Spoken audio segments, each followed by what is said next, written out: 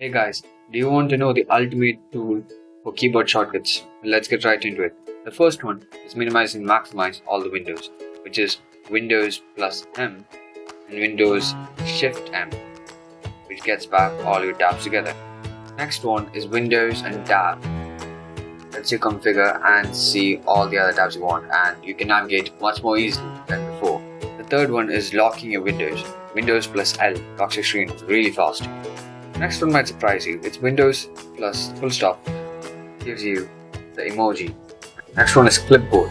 Do you know Windows actually has a clipboard? Windows plus V gives you the clipboard. You want to take a screenshot? It's easy. Windows Shift S makes you scrap that screenshot.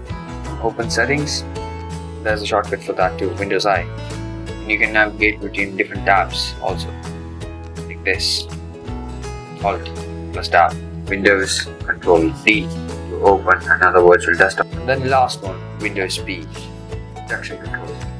This is the fastest way to change the protection settings.